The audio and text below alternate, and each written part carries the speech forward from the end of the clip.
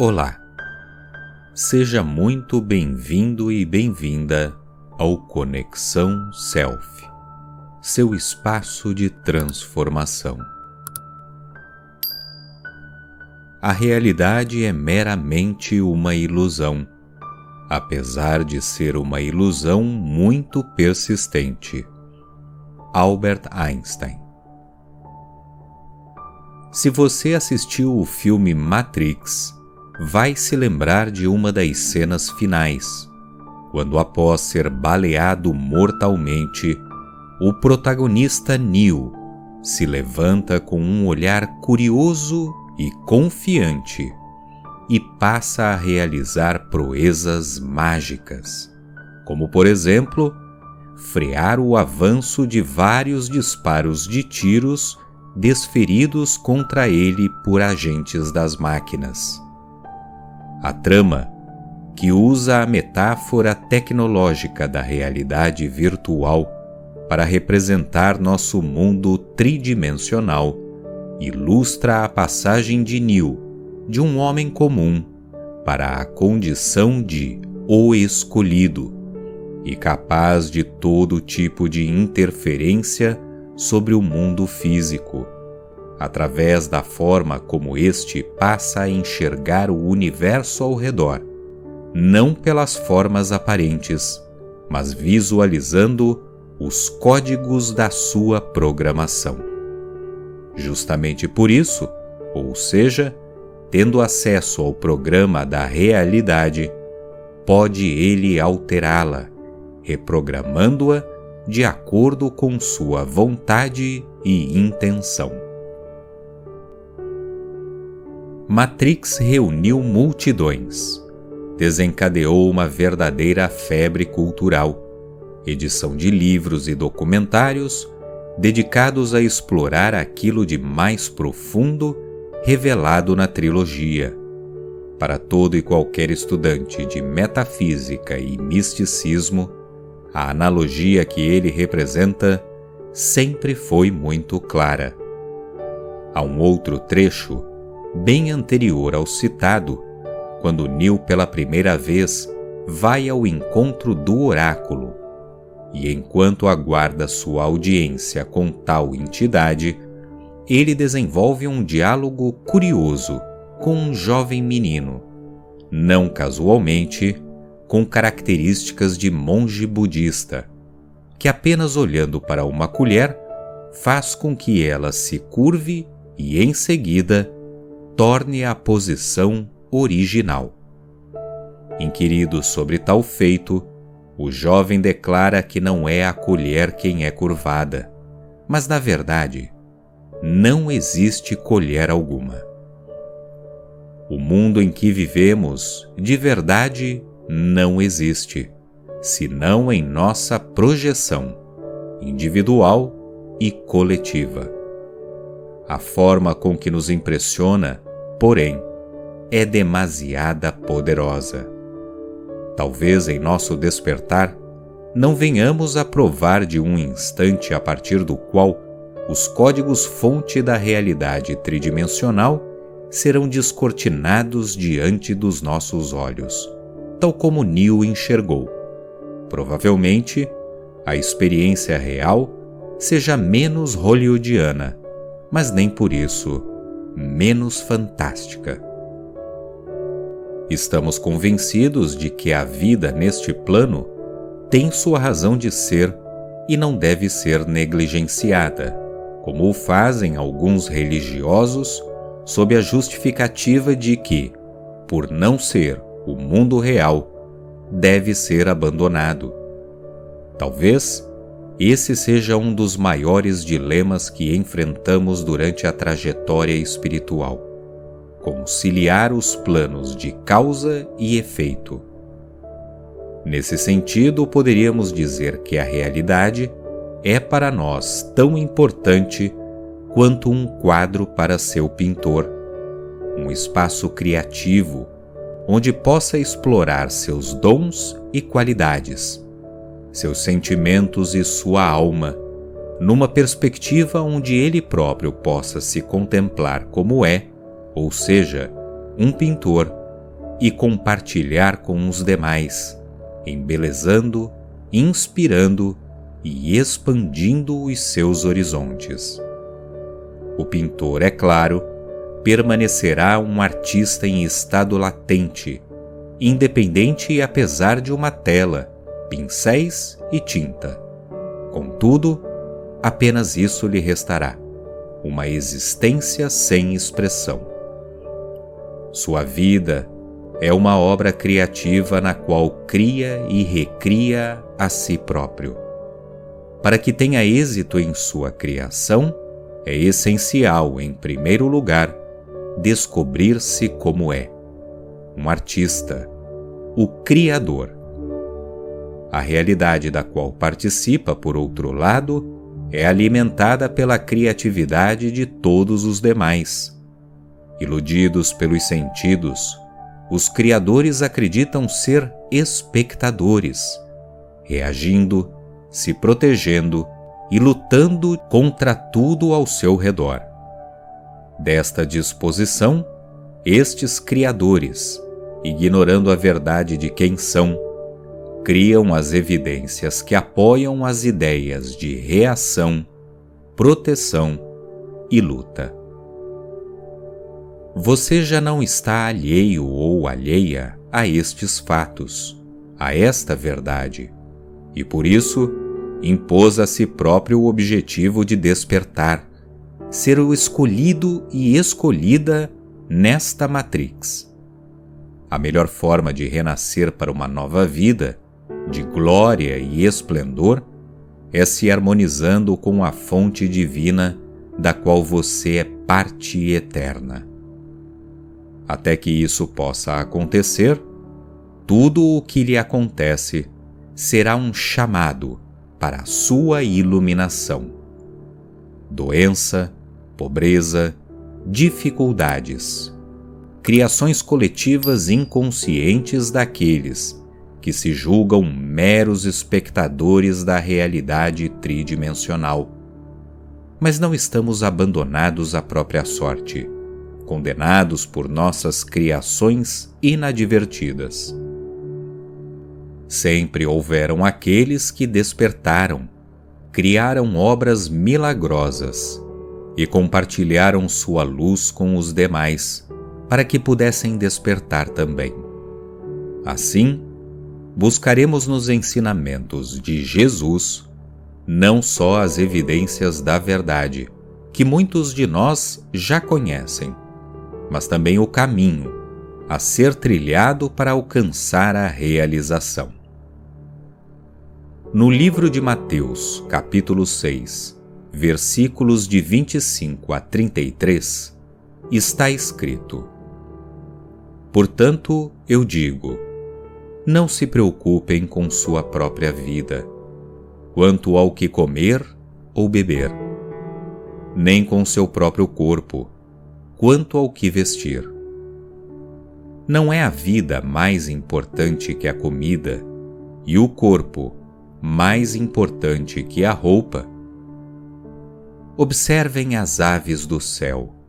Não semeiam, nem colhem, nem armazenam em celeiros. Contudo, o Pai Celestial as alimenta. Não têm vocês muito mais valor do que elas? Quem de vocês, por mais que se preocupe, pode acrescentar uma hora que seja à sua vida? Porque vocês se preocupam com roupas. Vejam como crescem os lírios do campo. Eles não trabalham, nem tecem. Contudo, eu digo que nem Salomão vestiu-se como um deles. Se Deus veste assim a erva do campo, que hoje existe e amanhã é lançada ao fogo, não vestirá muito mais a vocês, homens de pequena fé? Portanto, não se preocupem dizendo que vamos comer, ou que vamos beber, ou que vamos vestir, pois os pagãos é que correm atrás dessas coisas. Mas o Pai Celestial sabe que vocês precisam delas. Busquem, pois, em primeiro lugar, o reino de Deus e a sua justiça, e todas essas coisas vos serão acrescentadas. Esta pequena extração da monumental obra entregue por Jesus no Sermão da Montanha retrata com bastante clareza a preocupação humana com aquilo que é aparente no mundo, com aquilo que chamamos criações inconscientes da coletividade, e que nos levam a criar mais e mais daquilo que não queremos. Em suas palavras está claro que não precisamos nos preocupar com o mundo aparente, porque, como sabemos, ele não existe. Olhar para as situações com preocupação, medo ou outro sentimento negativo é um mecanismo de autoproteção comum. Contudo, tudo que ele é capaz de produzir é a proliferação, a expansão de condições preocupantes e amedrontadoras. Em seu sermão, Jesus demonstra que outras formas de vida, sem a interferência da racionalidade, são abundantemente supridas em qualquer necessidade, e não apenas nela, mas são abençoados com beleza, graça e elegância divinas. Assim, ele nos convida a buscar ao reino de Deus e sua justiça, e tudo o mais nos será acrescentado. A pergunta a seguir é inevitável: onde está o reino? Como você também já deve saber, o Mestre não deixou essa questão em aberto. Em Lucas 17, versículos 20 e 21, encontramos o seguinte: sendo Jesus interrogado pelos fariseus sobre quando viria o reino de Deus, respondeu-lhes: o reino de Deus não vem com aparência exterior, nem dirão, ei-lo aqui ou ei-lo ali, pois o reino de Deus está dentro de vós. As religiões, de maneira geral, nos fazem crer num reino que será encontrado após a morte, um reino que somente é acessível mediante determinadas condições, um reino cujo acesso é incerto, posto que a imagem distorcida de Deus que elas cultuam é marcada por desvios e contradições que ele jamais poderia ter. Jesus não estava comprometido com religião alguma, apenas em expressar o caminho, a verdade e a vida. De maneira clara e inequívoca, ele revelou que o reino já está aqui, em você. Desse modo, buscar o reino não implica nenhuma ação física, escalar uma montanha, subir uma escadaria de joelhos, realizar rituais exaustivos para penetrar em círculos mais internos de qualquer tradição. Basta uma disposição interna para acessar o reino que está em você e é você. Ninguém, nem mesmo Deus, pode tirá-lo de você. Nem teria qualquer motivo para fazer isso. Não importa o que tenha feito ou quais pecados tenha cometido. O reino de Deus é seu agora e para sempre. Se tiver dúvida dessa verdade, sugerimos que em seu período de meditação, tire algum tempo para ler ou reler Lucas capítulo 15, versículos de 11 a 32, onde Jesus narra a famosa parábola do filho pródigo. Bem, você dirá, então o reino que Jesus orienta a buscar já está dentro de mim. Mas ele também afirma que se deve buscar a sua justiça. Este é um ponto extremamente importante, e quase sempre ignorado. Se o reino já é nosso, aquilo que criamos como herdeiros do reino deve obedecer à justiça de Deus. Veja que ele não fala em julgamento de Deus, mas sua justiça. E a justiça do Criador é amar incondicionalmente toda a criação, porque só o amor tem o poder de expandir, e é isso o que Deus busca: expandir a si próprio em expressão. Ele faz isso, é claro, através de cada um de nós, seus filhos, sua extensão, seus herdeiros. Para esclarecer essa questão, vamos recorrer ao próprio Jesus, que em Mateus 7, de 1 a 2, ensina: Não julgueis, para que não sejais julgados, porque com o juízo com que julgais, sereis julgados, e com a medida com que medir, vos medirão a vós.